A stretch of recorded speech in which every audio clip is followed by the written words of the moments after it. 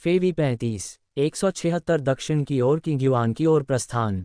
Do Hong ने शू परिवार के दोनों सदस्यों का अभिवादन किया और ये देखकर कि दोनों का साधना स्तर उच्च है, कहा, मेरे डू परिवार की मदद करने के लिए आने के लिए आप दोनों का धन्यवाद। जू तियानलिन ने जल्दी से कहा, सहयोगी दाओवादी डू, आप बहुत दयालु हैं। एल्डर डू ने हमारे जू परिवार पर बहुत बड़ी कृपा की है और हम इसके लिए अत्यंत आभारी हैं। हम इस कृपा का बदला चुकाने में असमर्थ हैं, इसलिए हम एल्डर डू के साथ यहाँ आकर अपना आभार व्यक्त कर रहे हैं। हमें आशा है कि कुलपति डू हमारी कमजोर स्थिति को कम नहीं आंकेंगे। बड़े डू होंग ने कुछ आश्चर्य के साथ अपने बेटे की ओर देखा। डू फैंग ने हल्की सी मुस्कान के साथ कहा, पिताजी, मैं आपको इसके बारे में विस्तार से बाद में बताऊंगा। आप मुझे बताइए कि पिछले कुछ वर्षों में आपके लिए चीजें कैसी रही हैं।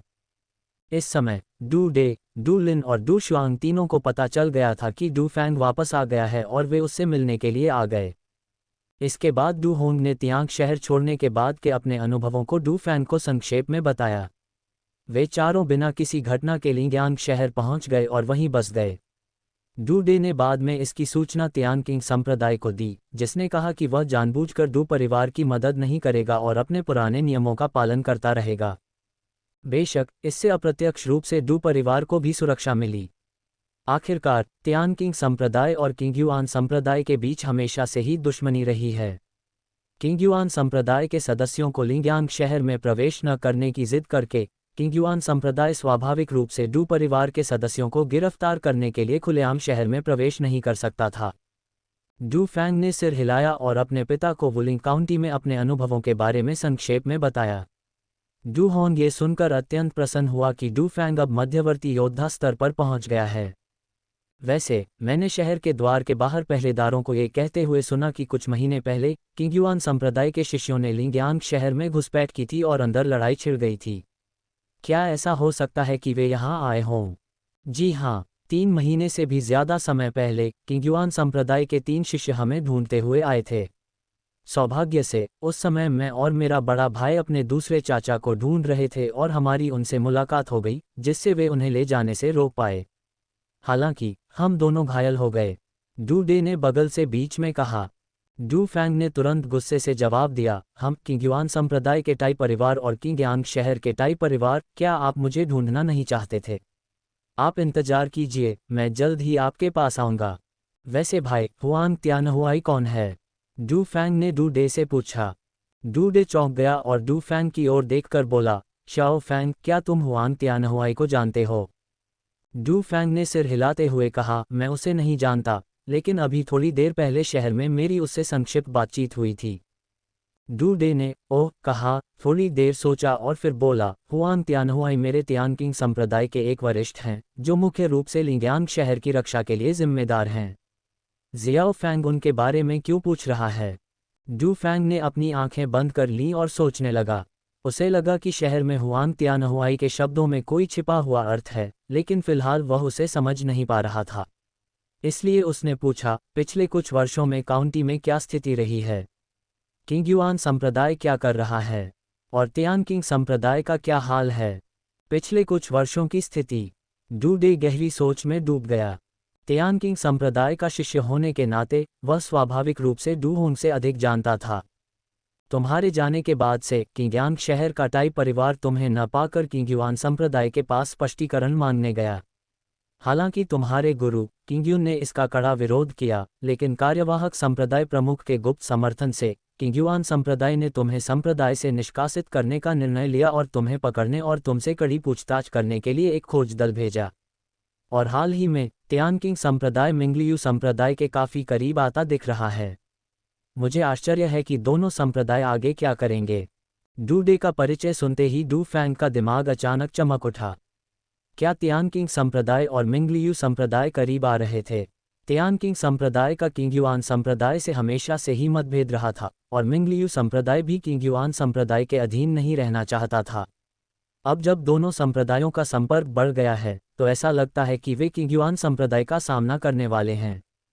कुछ वर्ष पूर्व अपने महानायक पूर्वज और 4 उच्च स्तरीय योद्धाओं की मृत्यु के बाद से किंग्युआन संप्रदाय को भारी आर्थिक हानि हुई है।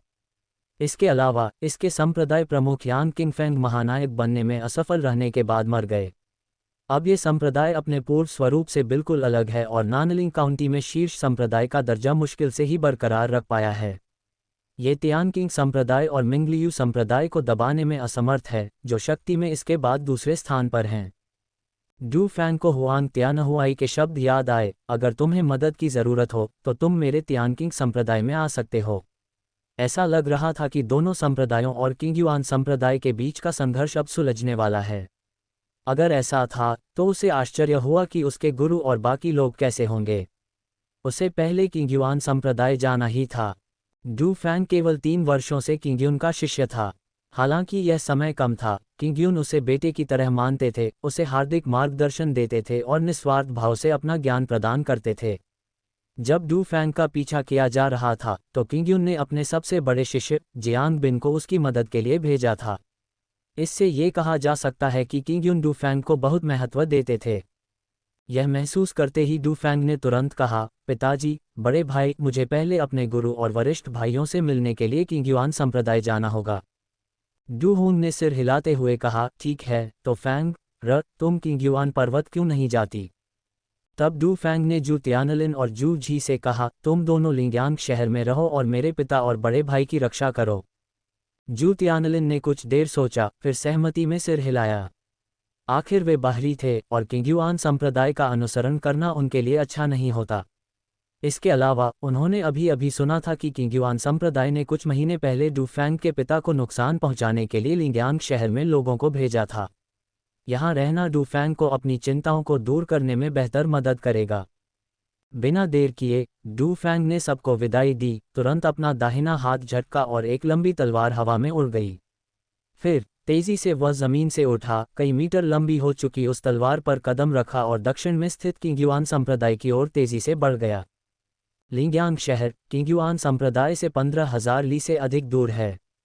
3 दिन बाद डू फैंग किंगयुआन पर्वत की तलहटी में पहुंचा। इस बार किंगयुआन संप्रदाय जाने के बारे में उसकी भावनाएं पहली बार वहां जाने से बिल्कुल अलग थीं।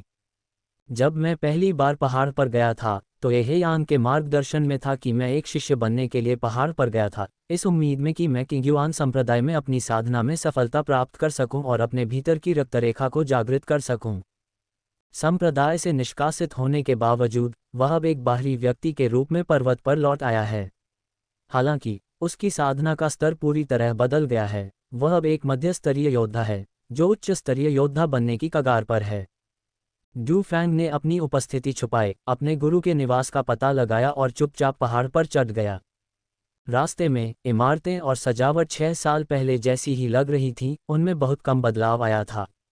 हालांकि डू फैंग की भावनाएं अब पहले जैसी गहरी नहीं रहीं, इसके बजाय उसे एक अपरिचितता का एहसास हुआ, मानो पहाड़ पर मौजूद हर चीज़ का उससे कोई लेना देना न हो।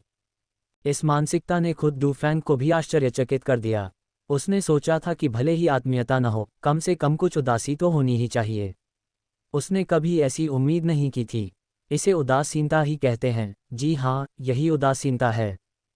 रास्ते में किसी ने भी डू फैंग के आगमन पर ध्यान नहीं दिया। डू फैंग किंगशियू चोटी पर स्थित सबसे पश्चिमी इमारत पर पहुंचे, जो अब भी एकांत स्थान था। उन्होंने सावधानीपूर्वक अपनी आध्यात्मिक चेतना का प्रसार किया और चुपचाप अपने आसपास के वातावरण का अवलोकन किया।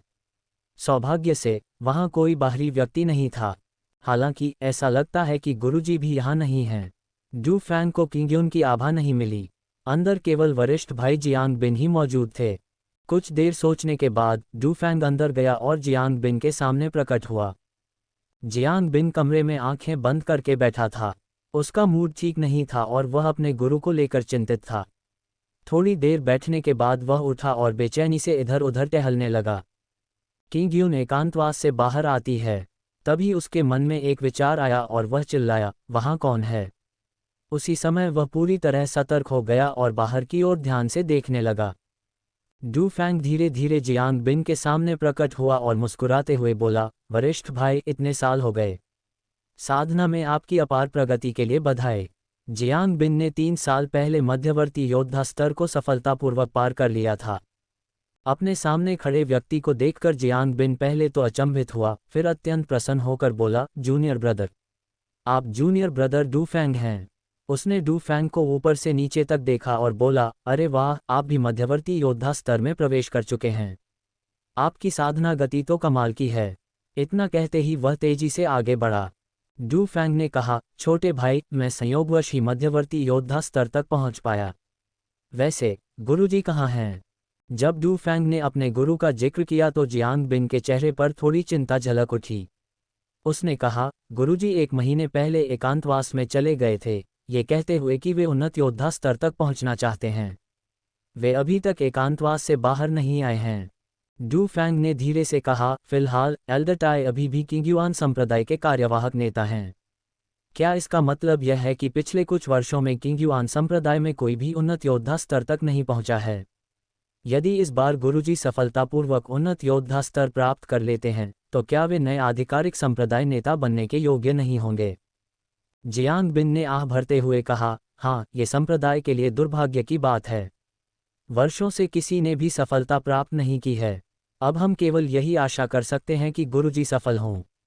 फिर उन्होंने नाराजगी से कहा, हालांकि मुझे चिंता है कि एल्डर टाई संप्रदाय के नेता का पद सौंपने के लिए तैयार नहीं होंगे। अरे, ऐसा क्यों? डू फैंग हैरान था। क्या हमने ये तय नहीं किया था कि संप्रदाय में जो भी मध्यवर्ती योद्धा सबसे पहले उन्नत योद्धा स्तर तक पहुंचेगा, वही संप्रदाय का नेता बनेगा? क्या वह असहमति जताने की हिम्मत कर रहा है? इस निर्णय पर सभी योद्धा स्तर के विशेषज्ञों ने सर्वसम्मति से सहमति जताई थी। जियांग बिन ने कहा, वह खुलेआम इसका विरोध करने और संप्रदाय प्रमुख का पद छोड़ने से इनकार करने की हिम्मत तो बिल्कुल नहीं करेगा। वैसे भी उसके पास जीने के लिए ज्यादा दिन नहीं बचे हैं। लेकिन वह नए संप्रदाय प्रमुख का विरोध करने के लिए गुप्त रूप से लोगों को जरूर संगठित करेगा। आखिरकार उसके गुरु और नए संप्रदाय प्रमुख के बीच कभी अच्छे संबंध नहीं रहे। और तुम्हारी घटना के बाद तो उन्होंने खुलेआम संबंध तोड़ लिए। अगर उसके गुरु संप्रदाय प्रमुख बन जाते हैं तो उनकी मृत्यु के बाद टाई परिवार का जीवन कैसे सुचारू रूप से चल पाएगा? तब वह क्या करेगा? जियांग बिन कुछ देर रुका और बोला, मुझे लगता है कि सबसे संभावित परिदृश्य यह है कि वह संप्रदाय की मौजूदा अराजक स्थिति और बाहरी खतरों का बहाना बनाकर संप्रदाय प्रमुख का पद सौंपने में देरी करेगा और साथ ही गुप्त रूप से दूसरों को उन्नत योद्धा स्तर तक पहुंचने में मदद करेगा। उस समय दोनों पक्षों के बीच शक्ति प्रदर्शन हो सकता है और विजेता संप्रदाय प्रमुख का पद ग्रहण करेगा। इस तरह संभव है कि उसका वंश संप्रदाय पर अपना नियंत्रण बनाए रखे। इस संप्रदाय में अब कौन ऐसा है जो गुरुजी से मुकाबला कर सके? डू फैंग ने ये सवाल पूछे बिना नहीं रह सका। वह किंग्युआन संप्रदाय में ज्यादा समय से नहीं था और संप्रदाय के उच्च अधिकारियों से उसका ज्यादा परिचय नहीं था। झेंग किंगनान, क्या तुम उसे जानते हो? जियांग बिन ने गहरी आवाज में पूछा। डू फैंग ने भौहें चढ़ा लीं। क्या ये झेंग किंगडोंग का छोटा भाई है जिसे उस समय मुझे ढूंढने के लिए भेजा गया था? जियांग बिन ने सिर हिलाया। हाँ, सही है। झेंग किंगनान को संप्रदाय में असाधारण प्रतिभा वाला माना जाता है। 50 वर्ष की आयु में ही वह मध्य स्तर का योद्धा बन चुका था और वर्तमान में वह अपने चरम पर है।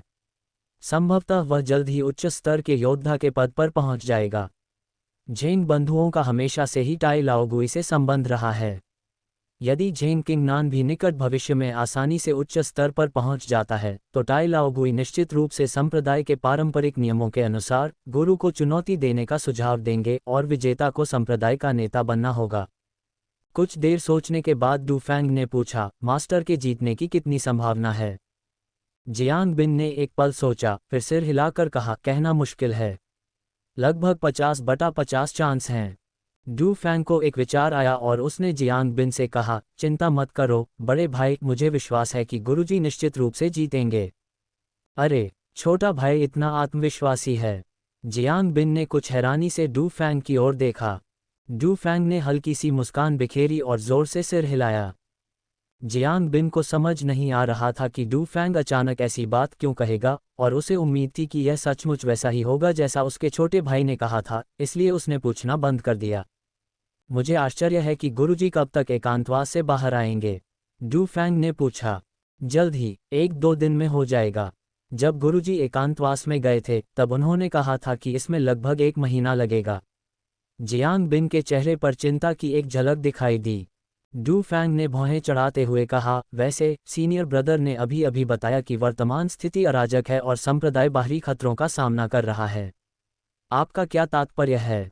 जियांग बिन ने आह भरते हुए कहा, जब से संप्रदाय प्रमुख यांग युद्ध सेनापति बनने में असफल रहे और उनकी मृत्यु हो गई, तब से हमारे संप्रदाय की शक्ति और भी कमजोर हो गई है। इसके तुरंत बाद अन्य संप्रदायों को ये खबर मिली और उन्होंने प्रांत में अपना क्षेत्र बढ़ाना शुरू कर दिया ताकि हमारे संप्रदाय को संकुचित किया जा सके। इनमें तियानकिंग संप्रदाय और मिंगलियू संप्रदाय सबसे प्रमुख हैं। हमारे संप्रदाय ने भी बातचीत और लड़ाई के लिए लोगों को भेजा है, लेकिन इसका कोई खास असर नहीं हुआ। इसके बजाय इसने दोनों संप्रदायों को और करीब ला दिया है और अब तो उन्होंने हमारे खिलाफ एकजुट होकर मोर्चाबंदी कर ली है। दोनों संप्रदायों की संयुक्त शक्ति हमारे संप्रदाय से भी कहीं अधिक है। इसलिए हमारा संप्रदाय इस समय बाहरी खतरों का सामना कर रहा है। डू फैंग ने ठंडी सांस लेते हुए कहा, मुझे लगता है कि आंतरिक समस्याएं बाहरी खतरों से कहीं अधिक गंभीर हैं। जी हाँ, स्थिति पहले से ही ऐसी है, फिर भी संप्रदाय के ये लोग हर दिन अपनी शक्ति और प्रतिष्ठा बनाए रखने के बारे में सोचते रहते हैं। ये वाकई चिंताजनक है। जियांग बिन का चेहरा और भी चिंतित हो गया। तभी बैठक कक्ष के पिछले हिस्से से एक हल्की सी हलचल हुई। डू फैंग और जियांग बिन के चेहरे के भाव बदल गए और वे दोनों अचानक खड़े हो गए। उनके चेहरे उत्साह से भरे हुए थे और उन्होंने पीछे मुड़कर देखा। गुरुजी एकांतवास से बाहर आ गए हैं। हा, बुरा नहीं है, ये तो वाकई तुम्हारे गुरु हैं। अरे शियाओ फैंग, तुम भी यहाँ हो। जोरदार हंसी गूंजी और जैसे ही ये शब्द खत्म हुए, नीले रंग का चोला पहने एक अधेड़ उम्र का आदमी मुस्कुराते हुए उन दोनों के सामने आ गया। ये किंग्युन था। कई वर्षों बाद भी किंग्युन में उम्र बढ़ने के कोई लक्षण नहीं दिखे, बल्कि वे और भी युवा और ऊर्जावान प्रतीत हुए।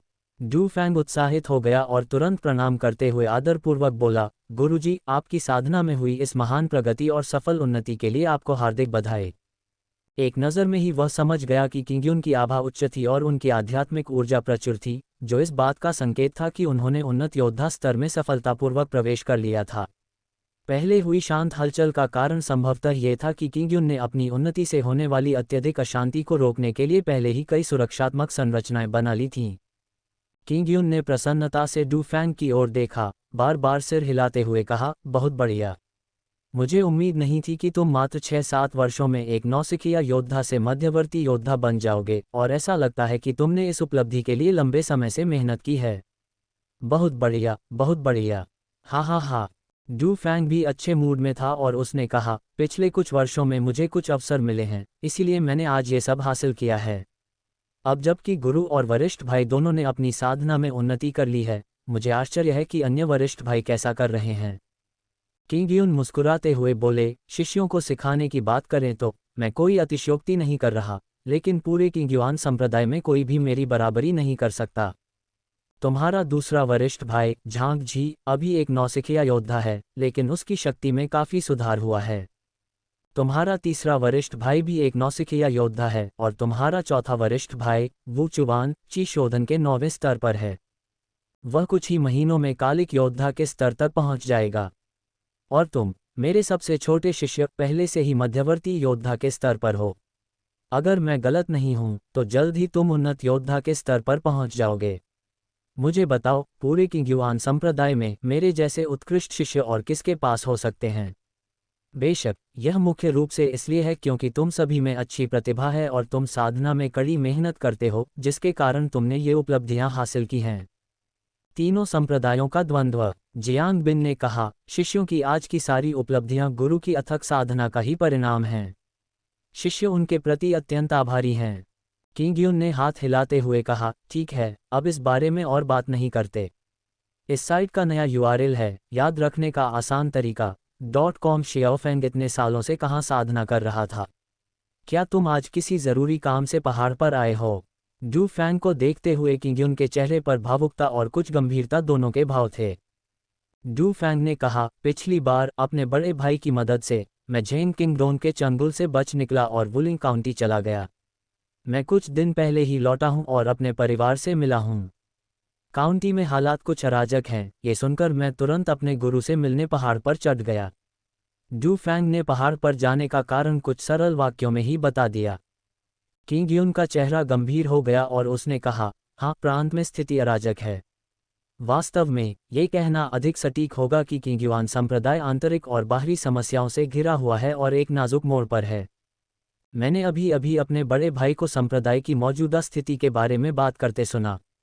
मैं गलती से वुलिंग काउंटी के एक प्राचीन खंडहर में घुस गया और मुझे कुछ खजाने मिले जिन्हें मैं गुरुजी को संप्रदाय प्रमुख का पद हासिल करने और किंग युआन संप्रदाय को मजबूत करने में मदद के लिए अर्पित करने को तैयार हूँ, डू फैंग ने गहरी आवाज में कहा।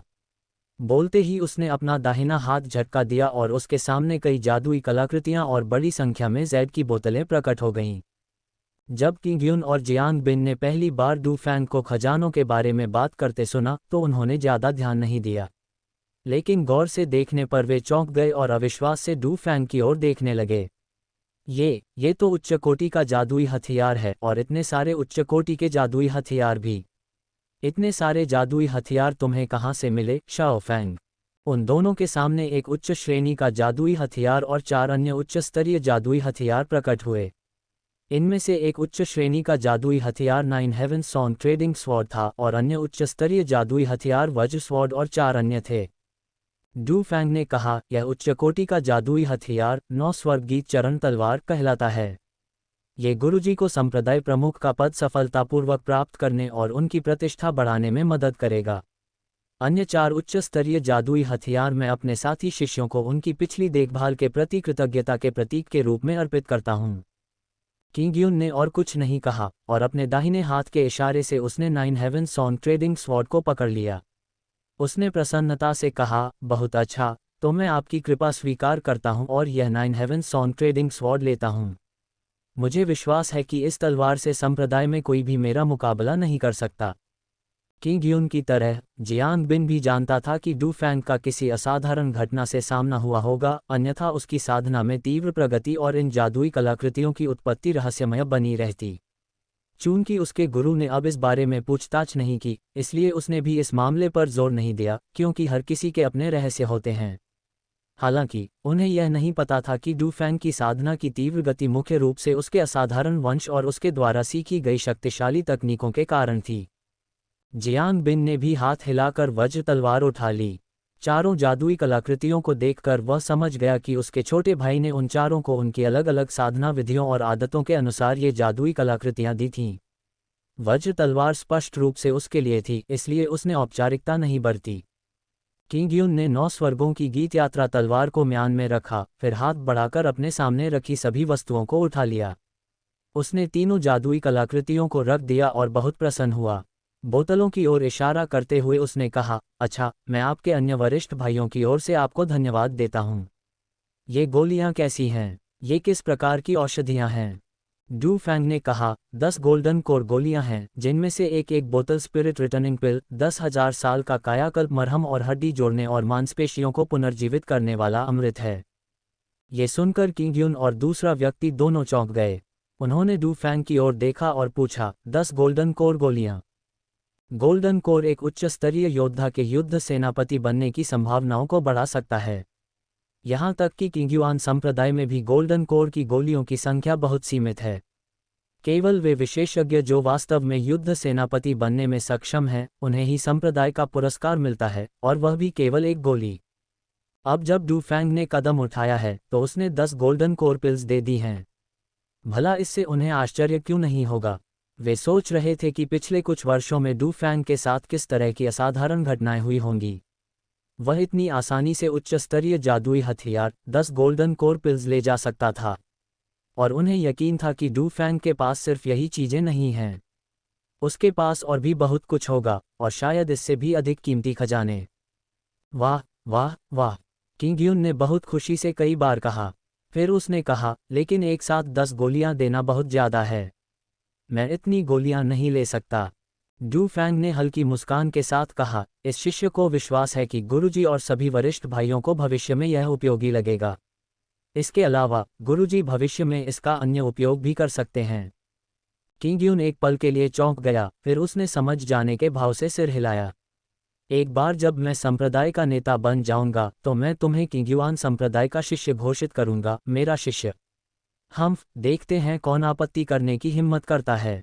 जियांग बिन ने कहा, भाई, वास्तव में गुरु ने कभी यह स्वीकार नहीं किया कि आपको संप्रदाय से निष्कासित कर दिया गया था। वे अब भी आपको एक शिष्य मानते हैं। डू फैंग के दिल में गर्माहट का संचार हुआ और उसने कहा, धन्यवाद गुरुजी। हालांकि किंग्युआन संप्रदाय ने मुझे संप्रदाय से निष्कासित कर दिया था, लेकिन मैंने हमेशा खुद को आपका शिष्य माना है। अच्छा, मैंने हमेशा अपने विवेक पर भरोसा किया है और अपने शिष्यों के चरित्र और सद्गुणों पर कभी संदेह नहीं किया। भले ही तुमने टाई परिवार को मार डाला हो, उनके ऐसा करने के पीछे जरूर कोई कारण रहा होगा। मैं तुम्हें दोष नहीं देता। किंग यून का चेहरा गंभीर था। डू फैंग ने पूछा, गुरुजी, क्या एज योर स्काई सेक्ट और ब्राइट स्ट्रीम सेक्ट ने हाल ही में हमारे सेक्ट को निशाना बनाकर कोई कार्रवाई की है? किंग यून ने कहा, हाँ, हाल के वर्षों में हमारे संप्रदाय और तियानकिंग संप्रदाय तथा मिंगलियू संप्रदाय के बीच संघर्ष और भी गंभीर हो गए हैं, और संप्रदाय के शिष्यों के बीच लड़ाई भी बढ़ती जा रही है, जिसके परिणामस्वरूप अधिक से अधिक मौतें और चोटें हो रही हैं। और अधिक बलिदानों से बचने के लिए 1 महीने पहले हमने दोनों संप्रदायों के साथ 3 महीने में एक प्रतियोगिता आयोजित करने का समझौता किया था, जिसके परिणाम के आधार पर तीनों संप्रदायों के क्षेत्र का निर्धारण किया जाएगा। अभी भी 2 महीने शेष हैं। तो फिर हमें प्रतिस्पर्धा कैसे करनी चाहिए? डू फैंग ने पूछा। प्रत्येक पक्ष 5 खिलाड़ी भेजता है और कुल 5 मैच होते हैं। विजेता वह होता है जो 3 मैच जीतता है। इसमें कौन भाग ले सकेगा, इसके नियम क्या हैं? डू फैंग ने तुरंत मुख्य बिंदु को समझ लिया और पूछा। किंग यून मुस्कुराते हुए बोली। शियाओ फैंग ने बहुत तेजी से प्रतिक्रिया दी और समस्या की जड़ को तुरंत समझ लिया। इन 5 लोगों में एक वरिष्ठ योद्धा, 2 मध्यवर्ती योद्धा और 2 कनिष्ठ योद्धा शामिल हैं। कुछ देर सोचने के बाद डू फैंग अचानक मुस्कुराया और बोला, मुझे लगता है कि किंग्युआन संप्रदाय के प्रतिभागियों का अभी तक चयन नहीं हुआ है। वे बस गुरु और झेंग किंगनान के उन्नत योद्धा बनने का इंतजार कर रहे हैं, तभी उनका चयन अंतिम रूप से तय किया जा सकेगा, है ना? किंग यून हंसते हुए बोली, हाँ बिल्कुल। अब जब मैंने सफलतापूर्वक सफलता प्राप्त कर ली है, तो मुझे उम्मीद है कि झेंग किंगनान भी जल्द ही सफलता प्राप्त कर लेगा। उस समय उच्च स्तरीय योद्धाओं का चयन मेरे और उसके बीच होगा। निम्न और मध्य स्तरीय योद्धाओं के चयन का लगभग निर्णय हो चुका है। आपके बड़े भाई उन 2 मध्य स्तरीय योद्धाओं में से एक हैं। निम्न स्तरीय योद्धाओं के चयन की बात करें तो अब जब आपने मुझे उच्च स्तरीय जादुई हथियार दे दिया है, तो आपके दूसरे बड़े भाई में भी प्रतिस्पर्धा करने की क्षमता है। मैं उन्हें भी इसमें शामिल करने की योजना बना रही हूँ। जियांग बिन ने आह भरते हुए कहा, पूर्वज की मृत्यु के बाद से संप्रदाय में कोई भी नई उच्च स्तरीय जादुई कलाकृति नहीं जोड़ी गई है, और संप्रदाय में योद्धा स्तर के विशेषज्ञों के लिए जादुई कलाकृतियों के पुरस्कार भी काफी कम कर दिए गए हैं। डू फैंग ने सिर हिलाया। सचमुच, एक युद्ध सेनापति के बिना वे स्वाभाविक रूप से उच्च स्तरीय जादुई हथियार नहीं बना सकते थे। हर एक की कमी नुकसान के समान थी और किंग्युआन संप्रदाय पहले से कहीं अधिक कंजूस हो गया था। गुरुजी, तियानकिंग संप्रदाय और मिंगलियू संप्रदाय के विरुद्ध युद्ध में संप्रदाय की जीत की क्या संभावना है? किंग यून ने अपना सिर नीचे झुकाया और कुछ देर सोचने के बाद धीरे से कहा, अधिकतम 60%। सिर्फ 60%? डू फैंग ने सोच समझकर कहा। जियांग बिन ने अचानक कहा, वैसे अगर हमारा छोटा भाई भी भाग लेता है तो हमारे जीतने की संभावना और भी बढ़ जाएगी। शाओ फैंग भी जा रहा है। किंग यून चौंक गया, फिर उसकी आंखें चमक उठीं और उसने कहा, जी हाँ। अगर तुम और शाओ फैंग को मध्यवर्ती स्तर के योद्धाओं के रूप में चुना जाता है तो हमारे जीतने की संभावना 80% होगी। तियानयांग लौटने की इच्छा? डू फैंग ने धीरे से अपना सिर हिलाया, मुस्कुराते हुए, लेकिन कुछ नहीं कहा। जियांग बिन का चेहरा भी गुस्से से लाल हो गया और उसने कहा, हालांकि छोटे भाई को संप्रदाय से निकाल दिया गया है। किंग यून की आंखों में दृढ़ निश्चय की चमक आ गई और उसने धीरे से कहा, मैं स्थिति के अनुसार इस पर चर्चा करूंगा। सही समय आने पर देखेंगे। वैसे अगर शियाओ फैंग ठीक है तो तुम कुछ समय के लिए यहीं क्यों नहीं रुक जाते? जब तीनों संप्रदायों के बीच द्वंद्व युद्ध का समय आएगा तो तुम मेरे साथ आ सकते हो। डू फैंग ने अपना सिर थोड़ा हिलाया और कहा, नहीं गुरुजी, मैं अभी अभी अपने परिवार से मिला हूँ। मैं मुख्य रूप से आपसे और अपने साथी शिष्यों से मिलने पहाड़ पर आया था। अब जब यह मामला सुलझ गया है तो मुझे अपने परिवार की रक्षा करने और ताई परिवार को मेरे पिता को फिर से नुकसान पहुंचाने के लिए किसी को भेजने से रोकने के लिए लिंग्यांग शहर लौटना होगा। किंग यून ने सिर हिलाया। ठीक है, तो शियाओफेंग, तुम्हें पहले लिंग्यांग शहर वापस जाना चाहिए। हालांकि मुझे उम्मीद है कि तुम 2 महीने बाद होने वाले तीनों संप्रदायों के द्वंद्व युद्ध में शामिल हो पाओगे। जी हाँ, मैं गुरुजी के साथ जरूर रहूंगा। गुरुजी, बड़े भाई और छोटे भाई को उनकी वीरता का प्रदर्शन करते और अपने विरोधियों को हराते हुए देखूंगा। डू फैंग ने मुस्कुराते हुए कहा। किंग यून और जियांग बिन दोनों खिलखिलाकर हंस पड़े, उनके चेहरे आत्मविश्वास से भरे हुए थे। डू फैंग थोड़ा हिचकिचाया, फिर बोला, गुरुजी और बड़े भाई ने 3 संप्रदायों के द्वंद्व युद्ध में भाग लेने और किंग युआन संप्रदाय के लिए लड़ने के बारे में जो कहा, उस पर मेरा रुख इस प्रकार है। पहला, मैं किसी संप्रदाय से बहिष्कृत होकर उसके लिए नहीं लड़ सकता और फिर अपनी योग्यताओं के कारण दोबारा किंग युआन संप्रदाय का शिष्य नहीं बन सकता। दूसरा, मैं किसी भी हालत में टाई परिवार के किंग युआन संप्रदाय के लिए नहीं लड़ सकता। कृपया मुझे क्षमा करें, गुरुजी। इतना कहकर उसने किंग युआन को थोड़ा झुककर प्रणाम किया। डू फैंग के दृढ़ भाव को देखकर किंग युन ने आह भरते हुए कहा, हाँ, मैं समझ गई कि आपका क्या मतलब है। यदि गुरु और वरिष्ठ भाई के पास चर्चा करने के लिए और कुछ नहीं है, तो ये शिष्य सबसे पहले लिंग्यांग शहर लौट जाएगा। लिंग्यांग शहर में अपने निवास पर डू फैंग अकेले बैठे अपनी अगली चाल पर विचार कर रहे थे। किंग युआन संप्रदाय और मिंगलियू संप्रदाय तियानकिंग संप्रदाय के बीच द्वंद्व युद्ध के संबंध में उनके द्वारा उपहार में दिए गए उच्च स्तरीय जादुई कलाकृतियों के कारण उनके गुरु और बड़े भाई की जीत की संभावना काफी बढ़ गई थी। उनके दूसरे भाई के भी द्वंद्व युद्ध में भाग लेने की प्रबल संभावना थी और यह असंभव लग रहा था। इसलिए किंग युआन संप्रदाय की जीत की संभावना लगभग 70 से 80% थी और उन्हें द्वंद्व युद्ध में भाग लेने की कोई आवश्यकता नहीं थी। इसके अलावा ये वह नहीं था जो वह वास्तव में चाहता था, क्योंकि वह अभी भी किंग युआन संप्रदाय के प्रति कुछ भावनात्मक प्रतिरोध महसूस करता था। अब जबकि उसके पिता और चचेरे भाई सुरक्षित हैं, उसका काम उस दिन का हिसाब चुकता करना है। उसकी शक्ति में बहुत सुधार हुआ है और वह अब उस समय जैसा नहीं रहा जब टाई परिवार और किंग युआन संप्रदाय उसका पीछा कर रहे थे। इसलिए उसे अब छिपने की जरूरत नहीं है और उसे सबके सामने खुलकर प्रकट होना चाहिए। वह किंग्यांग शहर के टाई परिवार, किंग युआन संप्रदाय के टाई परिवार और उन सभी को जिन्होंने इस खोज में सक्रिय रूप से भाग लिया था, ये समझाना चाहता था कि वह डू फैंग कोई हल्के में लेने वाला व्यक्ति नहीं है। उन्हें अपने किए की कीमत चुकानी होगी। वह कीमत क्या होगी, ये डू फैंग उन्हें बताएगा। एक बार जब उसने मन बना लिया तो डू फैंग ने जू तियानलिन और जू जी को बुलाया और उन्हें अपने परिवारों की रक्षा जारी रखने का निर्देश दिया, क्योंकि वह फिर से बाहर जाने की तैयारी कर रहा था। कुछ देर सोचने के बाद जू तियानलिन ने पूछा, एल्डर डू, क्या आप अपने दुश्मनों को ढूंढने जा रहे हैं? डू फैंग ने सिर हिलाया, उसकी आवाज़ ठंडी हो गई और उसने कहा, हाँ, यही तो मेरी योजना थी। क्या एल्डर जू को इसमें कुछ गलत लगता है? जू तियानलिन ने अपना सिर थोड़ा हिलाया, मुस्कुराया और कहा, मुझे स्वाभाविक रूप से कोई आपत्ति नहीं होगी, लेकिन मुझे उम्मीद है कि एल्डर डू जी एयर को भी साथ लाएंगे ताकि वह एल्डर डू के मार्गदर्शन में अधिक अनुभव प्राप्त कर सके। डू फैंग ने सोचते हुए अपना सिर थोड़ा नीचे झुकाया। थोड़ी देर बाद उसने कहा, पहली बात तो यह है कि यह मेरा निजी मामला है और मैं नहीं चाहता कि शू परिवार इसमें ज़्यादा दखल दे और उन्हें बेवजह परेशानी में डाले। दूसरी बात, मैं बदला लेने जा रहा हूं, इसलिए स्वाभाविक रूप से मैं शू जी की सुरक्षा का ध्यान नहीं रख पाऊंगा। अगर उसे कुछ हो जाता है तो मैं शू परिवार के मुखिया को इसका कोई स्पष्टीकरण नहीं दे पाऊंगा। जू तियानलिन ने कहा, जू परिवार एल्डर डू के मामले को स्वाभाविक रूप से अपना मामला मानेगा और हमारे लिए निष्क्रिय बैठे रहने का कोई कारण नहीं है।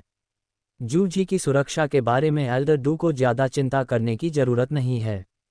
अगर उनकी मृत्यु हो जाती है तो ये स्वाभाविक रूप से उनकी निम्न साधना स्तर के कारण होगी और इसके लिए वे किसी और को दोष नहीं दे सकते। जू जी ने भी बगल से विनम्रतापूर्वक कहा, एल्डर डू, कृपया मुझे अपने साथ ले चलें। मैं आप पर बोझ नहीं बनूंगा। तो ठीक है, मैं जू जी को अपने साथ ले चलता हूँ। फिर आप खुद सब संभाल लेना। डू फैंग ने उनकी बात मान ली। डू फैंग फिर से अपने पिता के घर गया और उन्हें अपनी योजनाओं के बारे में बताया। डू होंग ने अपने बेटे को कुछ चिंता से देखा और कहा, तुम्हारा अकेले जाना थोड़ा खतरनाक है। हालांकि वह जानता था कि डू फैंग एक मध्यम स्तर का योद्धा था, फिर भी अकेले जाना उसके लिए थोड़ा जोखिम भरा था। डू फैंग ने हल्की सी मुस्कान के साथ कहा, पिताजी, आपको चिंता करने की जरूरत नहीं है। मैं शेखी नहीं मार रहा हूँ, लेकिन मुझे डर है कि इस नानलिंग काउंटी में कोई भी मुझे हरा नहीं सकता। डू होंग बेहद खुश हुआ, लेकिन फिर थोड़ा संशय में पड़ गया और बोला, सचमुच? फैंग र इतना शक्तिशाली है? क्या उच्च कोटि के योद्धा भी तुम्हें हरा नहीं सकते? पिताजी, चिंता मत कीजिए। भले ही मैं एक उच्च स्तरीय योद्धा को हरा न सकूं, पर वह मुझे नुकसान तो नहीं पहुंचा सकता। डू फैंग आत्मविश्वास से भरा हुआ था। ठीक है। अपने बेटे की बात सुनकर उसने उस पर विश्वास कर लिया। उस समय टाई परिवार ने तुम्हें पकड़ने के लिए लोगों को भेजा था, जिसके कारण तुम्हें दूसरी जगह भागना पड़ा और मेरे पूरे डू परिवार को भी भागना पड़ा। अब जब फैंग एर ने साधना में सफलता प्राप्त कर ली है, तो उस वर्ष की दुश्मनी का बदला लेने का समय आ गया है। उस समय जो कुछ हुआ था उसे याद करके डू होंग के दिल में घृणा उमड़ पड़ी। पिताजी, निश्चिंत रहिए, मैं टाई परिवार को दर्द और पछतावे का असली मतलब समझा दूंगा। मैं सबको बता दूंगा कि जो भी डू परिवार को ठेस पहुंचाएगा, उसे चाहे कितनी भी दूर क्यों न हो, सजा जरूर मिलेगी। डू फैंग का स्वर कठोर था। डू होंग ने सिर हिलाया, उनके चेहरे पर भी गहरा गुस्सा झलक रहा था। वैसे फैंग चूंकि तुम उस समय हुई घटना का बदला लेने के लिए दृढ़ संकल्पित हो, तो क्या हम अपने गृहनगर त्यानयांग शहर वापस जा सकते हैं? हालांकि पिछले कुछ वर्षों से लिंग्यांग शहर में रहना सुरक्षित है, लेकिन घर पर रहने जितना सुकून कभी नहीं मिलता। डू होंग ने अपने बेटे की ओर देखते हुए पूछा। डू फैंग ने अपना सिर थोड़ा ऊपर उठाया, थोड़ी देर सोचा और फिर बोला, पिताजी त्यानयांग शहर वापस जा रहे हैं, मेरे चचेरे भाई का क्या होगा? जैसे ही डू होंग जवाब देने ही वाला था, बाहर से एक आवाज आई, मैं त्यानकिंग संप्रदाय का शिष्य हूँ, इसलिए स्वाभाविक रूप से मैं त्यानयांग शहर नहीं जा सकता। अंदर आते हुए डू डे था, जिसके चेहरे पर मुस्कान थी। उसने कहा, हालांकि मैं त्यानयांग शहर नहीं लौट सकता, लेकिन ये दोनों छोटे बच्चे लौट सकते हैं। डू फैंग को देखकर डू देवेई कुछ गंभीर हो गया और बोला, छोटे फैंग, मैं तुमसे एक मदद मांगना चाहता हूँ, क्या ये ठीक रहेगा? डू फैंग और डू होंग दोनों अचंभित रह गए, उन्हें समझ नहीं आ रहा था कि डू डे के अचानक बदले हुए हाव भाव का क्या मतलब है। डू फैंग ने कहा, भाई कृपया बोलिए, मैं हर संभव प्रयास करूंगा। मैं चाहता हूं कि शियाओलिन और शियाओशुंग अब से तुम्हारे साथ रहें और तुम उन्हें साधना सिखाओ। मुझे विश्वास है कि तुम्हारे मार्गदर्शन में वे भविष्य में अवश्य सफल होंगी। ड्यूड की आंखों में आशा भरी हुई थी। डू फैंग ने कुछ देर सोचा और फिर कहा, मुझे अफसोस है कि अभी मेरे पास उन्हें सिखाने की ऊर्जा नहीं है। ये सुनकर डू डे थोड़ा निराश हुआ, लेकिन फिर डू फैंग ने आगे कहा, हालांकि मैं उन दोनों को किंग्युआन संप्रदाय भेज सकता हूं और अपने गुरु या बड़े भाई से उन्हें सिखाने के लिए कह सकता हूं। मुझे लगता है कि यह बेहतर होगा। जब वे बड़े हो जाएंगे और उनकी साधना का स्तर बढ़ जाएगा, तो मैं उन्हें अनुभव प्राप्त करने के लिए बाहर ले जा सकता हूं। भाई, आपका क्या विचार है? त्यानहुई का दौरा। डूड प्रसन्न हुआ और बोला, बहुत बढ़िया, बहुत बढ़िया। तो मैं इसे शियाओफेंग पर छोड़ देता हूँ। भाई, आप तो बड़े दयालु हैं। हम सब एक परिवार हैं। तो पिताजी, चलिए हम साथ चलते हैं। मैं जू परिवार के दोनों सदस्यों को आपके शाओलिन और शाओ शुआंग के साथ त्यानयांग शहर तक छोड़ने के लिए कहूँगा, जबकि मैं सीधे किंग्यांग शहर जाऊँगा, डू फैंग ने अपने पिता से कहा। हाँ, बहुत बढ़िया, तो बात पक्की हो गई। हम कब निकल रहे हैं? अपने गृहनगर वापस जाने की सोचकर डू हॉन बेहद खुश था। डू फैंग ने कहा, पिताजी, आप 6 साल से लिंग्यांग शहर में रह रहे हैं और त्यानकिंग संप्रदाय ने आपकी देखभाल की है। जाने से पहले आपको अपना आभार व्यक्त करना चाहिए। मैं पहले त्यानकिंग संप्रदाय जाऊंगा और हम कल त्यानयांग शहर लौट आएंगे। आपका क्या विचार है, पिताजी? ठीक है, आप फैसला कीजिए। डू होन का चेहरा मुस्कान से भरा हुआ था। भाई, क्या आप मुझे त्यानकिंग संप्रदाय तक ले जाएंगे? डू फैंग ने डू डे से कहा। डड ने सिर हिलाया। ठीक है, शियाओ फैंग, मेरे साथ आओ। फिर वह मुड़ा और बाहर चला गया। लेकिन तुम अंदर संप्रदाय में किससे मिलने जा रहे हो? चलो उस हुआंग त्यानहुआई को ढूंढते हैं। डू फैंग ने शांत भाव से कहा। एल्डर हुआंग, जरूर, वो हमेशा से लिंग्यांग शहर की रक्षा और सुरक्षा व्यवस्था की देखरेख करते आए हैं। उनसे मदद मांगना समझदारी भरा कदम होगा। दोनों आंगन से निकलकर लिंग्यांग शहर के उत्तर की ओर तेजी से चले गए। शहर से दूर एक सुरम्य पर्वत पर स्थित और आध्यात्मिक ऊर्जा से भरपूर किंग्युआन संप्रदाय के विपरीत त्यानकिंग संप्रदाय भी एक पर्वत पर स्थित है।